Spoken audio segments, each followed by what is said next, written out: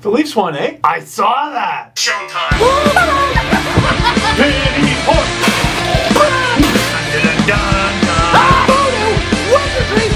Whoopsie daisy! This team is ruining my life! Leafs win! 3-1 over the Carolina Hurricanes! Carolina, this one's for you? This one's for who? Us! Us! Us! Sorry, Carolina, but if you're the Leafs, you gotta celebrate every win like you're in a P.D. Pablo music video and it's 2001. Now, I'm gonna make this LFR as fast as possible because I'm reading Twitter. I gotta close it. I gotta keep it open because players are maybe leaving practice early or whatever. Everyone's going. Everyone's gone. Oh, for the love of crap. Parenteau left practice early. Jared Cowan's on waivers. Saycatch is on waiver for the Blackhawks. That doesn't matter as much. But no, we got to focus on the task at hand. We got to focus on the task at hand right now, and that was this game, this Leaf win, because every game against the Carolina Hurricanes messes with that thing. You know who scored first?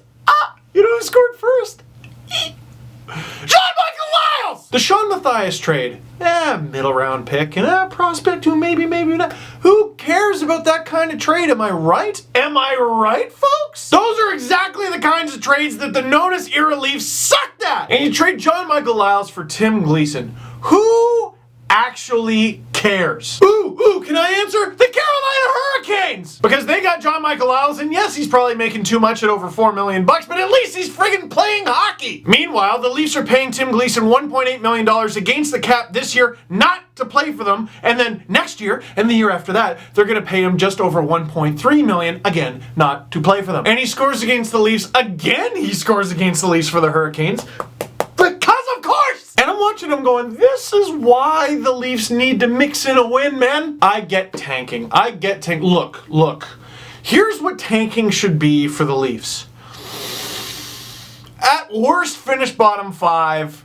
Probably finish bottom 3. Look at how hard, look at how aggressively the Leafs are tanking. They are stripping flesh off of an already barren skeleton, and they still can't tank as hard as the Oilers. So sometimes you gotta mix in a Brad Boyes goal. I'll take a Brad Boyes goal. I'll take the up to Brad Boyes trade value too. Brad Boyes I would put into the same loose category as P.A. Parenteau, who we will get to, and obviously Michael Grabner, in that he's a guy I would like to see get traded for something, but I wouldn't mind if he came back at all. Now that can involve Boyes not getting traded and the Leafs get nothing in return for him, but he re-signs with the team. Not as good for the rebuild, but at least they have a player to flesh out the lineup next year, because by the way, who the hell is going to play for the Leafs next year? Same with Grabner, wouldn't mind if he's back in a different role, obviously, and Parenteau. Guys, Parenteau Ovechkin. Speaking of Parenteau, the Leafs take the lead. P.A. Parenteau slides the puck over to Josh Levo. 4 goals in 4 games. Jeremy Williams, anybody? Yes, except better. And the Leafs are up 2-1. And Chris Johnson just tweeting, P.A. Parenteau left Leaf practice early with soreness. No trade at this point. What the hell is that, Chris? Which brings me to a point I forgot about previously, but it reminded me for this video.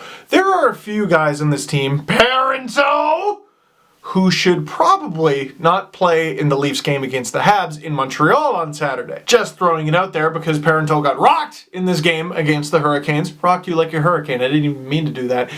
Point being, I would like all the picks, please. Because Parenteau, who sniped home the 3-1 goal, by the way, and the Leafs win 3-1. That's all you really need to know. We're all focused on the trade deadline. Parenteau, who sniped that goal, 1 fewer goal and 1 fewer assists than Andrew Ladd in the same number of games and 171 fewer minutes. Yeah, but what about the power play? Funny you should ask. They're actually about 1 minute apart in terms of power play ice time. So, in terms of production, just purely production, P.A. Parenteau and Andrew Ladd this season, basically the same player. Now look, I'm not saying they're the same size. I haven't even checked that. I'm not saying they're the same style. I'm not saying they have the same experience. I'm just saying, if you want goals and assists, you could have spent a lot less on Parenteau. Andrew Ladd might be the big fish in terms of buys, and he cost a first and a top prospect in Marco Dano. I am finding it so hard to focus on what I'm saying. I'm so sorry. Now I'm going to throw something out there regarding Parenteau. He left with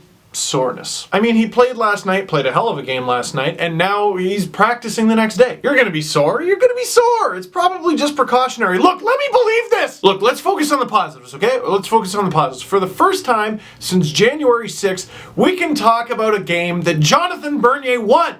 Hooray! Maybe he'll get traded for... I can't do it! Dude, how am I going to survive the next 90 hours or so? By the way, I'm going to be at the Leafs-Habs game this Saturday in Montreal at the Bell Center. There's something I can talk about. So if you see a crazed man wrapping Parenteau, Grabner, and boys in bubble wrap, just pay no attention. Or a man openly, deeply, bitterly crying tears for the departure of James Reimer. No, don't even offer your condolences. You can't do anything for him. He's dead inside. Speaking of which, Jonathan Bernier is supposed to be getting the start for the Leafs on Saturday, so one of the two questions of the game that I had, have we already watched James Reimer play his last game as a Toronto Maple Leaf? Don't think about it too much, too much, too much, too much. And second question of the game. All right, I don't expect the Leafs to trade P.A. Parenteau, if they do trade P.A. Parenteau, for what the Blackhawks got, which was a first, a top prospect, and a conditional third. For sake of argument, first and top prospect. However, if that's the going rate for like a decent scoring winger, can't the Leafs expect more than a second-round pick? For example, who do you think is more valuable to an NHL team in the playoffs, Roman Polak or P.A. Parenteau? And by the way, let me remind you that Raffi Torres' contract and Nick Smalling kind of cancel each other out. The Leafs got 2 seconds for Polak. Even if you think they're about the same value, come on! All I'm saying is if Parenteau goes, I might be a little disappointed if all they get is a second. But you know what? I might be even more disappointed if Parenteau does not return to the Leafs, because here's a guy who's played his heart out in a really terrible, terrible year. He's done everything that's been asked of him, and he actually wants to be a Leaf, which is both admirable and strange. I don't know why the hell you would actually want to be part of this team unless you're a rookie trying to work your way up. I gotta cut it off here. Because all I'm doing is rambling. So I'll be in Montreal at the Bell Center for the Leafs' final game before the trade deadline, and I'll try to give you updates from there. I'll be at the CBC building helping out with the Sportsnet broadcast at about 7 in the morning on Monday, helping out Sofia Jurcevic. Sorry, Soph. Hi. So look out for that. Until then, I'll just see you on the other side. Oh, one more thing to tide you over. We did record a brand new Panago Pizza Steve Dangle podcast for you to listen to, and this one is almost entirely in video. And you might be going, why almost? The battery ran out. We're still working some things out. It's good though.